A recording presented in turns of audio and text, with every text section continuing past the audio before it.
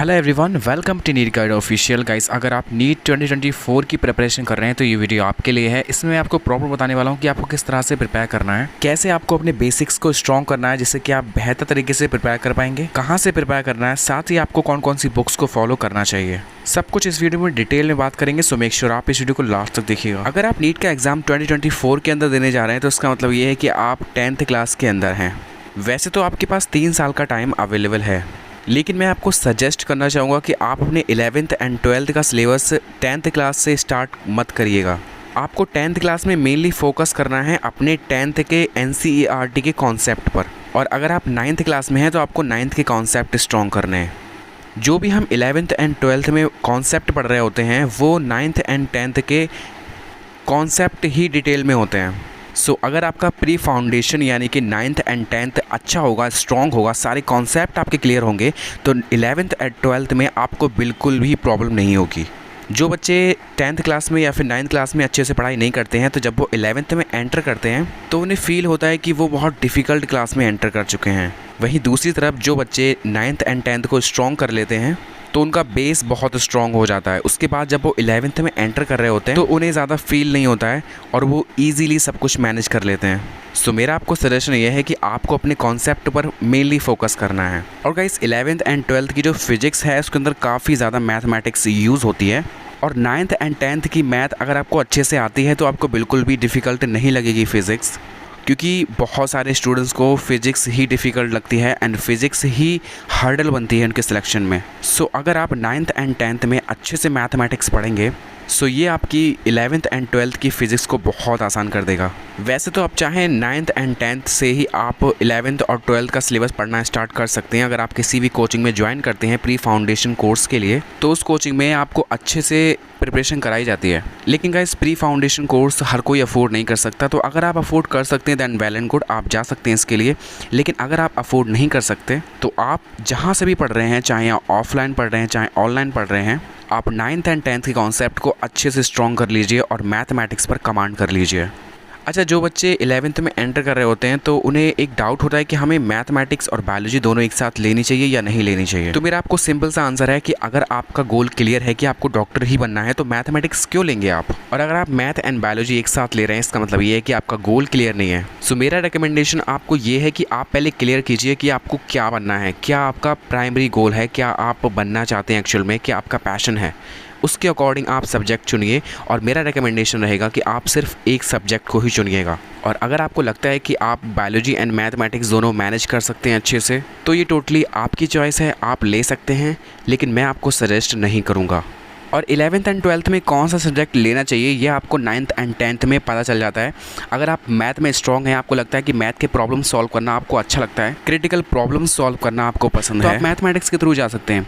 और अगर आपको लगता है कि बायोलॉजी आपको अच्छी लगती है, आपको ह्यूमन बॉडी के बारे में जानना पसंद है कि ह्यूमन बॉडी कैसे फंक्शन करती है, साथ ही बायोलॉजी को पढ़ना आपको अच्छा लगता है एंड आपको लगता है कि मैं डॉक्टर बन के लोगों की हेल्प करूं, तो डेफिनेटली आप बायोलॉजी ले सकते हैं। चलिए गाइस, अब बात करते हैं कौन कौन सी बुक्स को आपको फॉलो करना चाहिए। चूँकि अभी आप 10th क्लास के अंदर हैं या फिर 9th क्लास के अंदर हैं तो आप सिर्फ और सिर्फ NCERT ले सकते हैं 11th एंड 12th की। सो आप अपने सिलेबस के साथ साथ इस बुक को भी ट्राई करने का कोशिश कर सकते हैं। अगर आप 11th एंड 12th की NCERT पढ़ पा रहे हैं, अच्छे से समझ पा रहे हैं, तब तो बहुत अच्छी बात है। आप उस पर बेस्ड क्वेश्चन प्रैक्टिस करने के लिए 1-2 बुक्स भी ले सकते हैं। मैं आपको सारी इंपॉर्टेंट बुक्स के लिंक इस वीडियो को डिस्क्रिप्शन में प्रोवाइड कर दूंगा, आप वहाँ से ईजिली परचेज़ भी कर सकते हैं।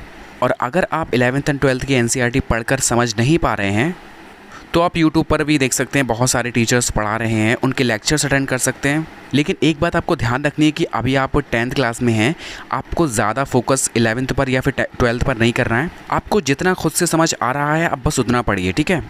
और बाकी का फोकस कीजिए मेन अपने 10th क्लास के कॉन्सेप्ट पर या फिर 9th क्लास के कॉन्सेप्ट पर, जिस भी क्लास में इस वक्त अभी आप पढ़ रहे हैं।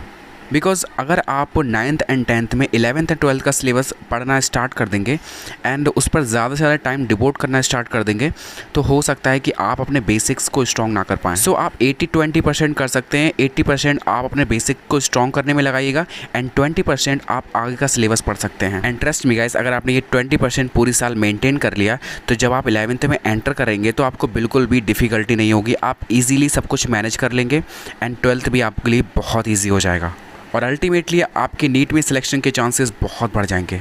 सो एनसीईआरटी के साथ साथ क्वेश्चन प्रैक्टिस करने के लिए आप बायोलॉजी में किसी भी एक एनसीईआरटी बेस्ड क्वेश्चन प्रैक्टिस करने वाली बुक का यूज़ कर सकते हैं। मार्केट में बहुत सारी बुक्स अवेलेबल हैं, आपको मैं लिंक डिस्क्रिप्शन में प्रोवाइड कर दूंगा, आप वहाँ से इजीली चेकआउट कर सकते हैं। ये मैंने बताया सिर्फ बायोलॉजी के लिए। अगर आपको फिजिक्स एंड केमिस्ट्री के लिए करना है तो आपको एनसीईआरटी पढ़ने की ज़रूरत नहीं है, आपको सिर्फ अपने बेसिक्स को स्ट्रॉन्ग करना है और आपको एक्चुअल सिलेबस अपना 11th में ही स्टार्ट करना है। और बायोलॉजी को अर्ली स्टार्ट करने का आपको बेनिफिट ये होगा कि आपको 11th और 12th में बायोलॉजी में ज़्यादा मेहनत करने की ज़रूरत नहीं पड़ेगी और वैसे भी बायोलॉजी बहुत ईजी सब्जेक्ट है और आप वो टाइम यूज़ कर सकते हैं अपने फिजिक्स एंड केमिस्ट्री को स्ट्रॉन्ग करने के लिए। चलिए गाइस, ये तो हमने जान लिया कि आपको कैसे प्रिपेयर करना है और कौन कौन सी बुक्स को आप फॉलो कर सकते हैं। अब हम बात करेंगे कौन कौन से यूट्यूब चैनल्स ऐसे हैं जहां से आप 9th एंड 10th का सिलेबस बहुत अच्छे से कंप्लीट कर सकते हैं और डिटेल में कर सकते हैं। ऑल्दो आप स्कूल जा रहे होंगे, वहाँ पर भी आप पढ़ाई करते हैं, लेकिन अगर आप यूट्यूब के थ्रू भी पढ़ेंगे साथ में तो आपको एक एक्स्ट्रा एज मिलेगा जिससे आपके बेसिक्स बहुत स्ट्रॉन्ग हो जाएंगे। उसके लिए जो सबसे पहला सोर्स है वो है फिजिक्स गैलेक्सी ऐप। आप सिंपली प्ले स्टोर से इसे डाउनलोड कर सकते हैं। डाउनलोड करने के बाद जब आप इसे ओपन करेंगे तो उसके बाद में यहाँ पर आपके पास फिजिक्स का 11th एंड 12th की कंप्लीट फिजिक्स यहाँ पर आपको प्रोवाइड की गई है, कॉन्सेप्ट वीडियोस प्लस आपको रिवीजन करने के लिए सारे लेक्चर्स अवेलेबल हैं। हमें यहाँ पर जाना है 9th एंड 10th की फिजिक्स के लिए, तो यहाँ पर आपको सिंपली क्लिक करना है एंड उसके बाद में यहाँ पर आपको क्लिक करना है एंड यहाँ पर आपको 9th एंड 10th के कंप्लीट लेक्चर्स दे रखे हैं। आप सिंपली क्लिक करेंगे एंड ये आपके सामने लेक्चर्स ओपन हो जाएंगे। ठीक है, यहाँ से आप अपनी कंप्लीट फिजिक्स देख सकते हैं। तो इसे आप यूट्यूब चैनल्स के थ्रू भी एक्सेस कर सकते हैं। आपको simply physics Galaxy YouTube channel पर जाना, वहाँ प्लेलिस्ट सेक्शन के अंदर आपको ये सारे लेक्चर्स मिल जाएंगे। साथ ही इनकी वेबसाइट है physicsgalaxy.com, आप वहाँ से भी ये सारे लेक्चर्स एक्सेस कर सकते हैं। चलिए चलते हैं सेकंड सोर्स की तरफ। सेकंड सोर्स के लिए आपको यूट्यूब पर जाना है और लिखना है एडू पॉइंट और यहाँ पर आपको एक चैनल मिल जाएगा। इस चैनल की खास बात ये कि यहाँ पर आपको फिजिक्स को बहुत ईजीली समझाते हैं। फिर इसके डिफ़िकल्ट से डिफ़िकल्ट कॉन्सेप्ट को आप इजीली समझ लेंगे चाहे आप किसी भी क्लास में हो। इनका एक डेडिकेटेड चैनल है for 9th and 10th class. यहाँ पर आपको फिजिक्स के साथ साथ chemistry as well as mathematics के वीडियोस भी मिल जाएंगे। सो इस चैनल को आप ज़रूर से विजिट कीजिएगा। अगर आपके कॉन्सेप्ट वीक हैं, आपको डिफ़िकल्ट कॉन्सेप्ट समझ में नहीं आते, तो ये चैनल आपके लिए one of the best channel है। चलिए चलते हैं थर्ड सोर्स की तरफ। आपके लिए थर्ड सोर्स है मैग्नेटिक ब्रेन्स। इस चैनल की खास बात ये कि यहाँ पर आपको 9th एंड 10th में जितने भी सब्जेक्ट यूज़ होते हैं, चाहे वो physics, chemistry, biology, geography, social science, जितने भी सब्जेक्ट आप पढ़ते हैं, मैथ वगैरह, वो सारे लेक्चर्स आपको यहाँ पर मिल जाते हैं। आप यहाँ से ईजीली सारे लेक्चर्स अवेल कर सकते हैं। प्लेलिस्ट सेक्शन के अंदर आपको ईजिली सब कुछ मिल जाता है। 9th एंड 10th के साथ साथ आपके यहाँ पर 6th, 7th as well as 11th and 12th के लेक्चर्स भी प्रोवाइडेड हैं, तो आप इस चैनल को ज़रूर से विजिट कीजिएगा।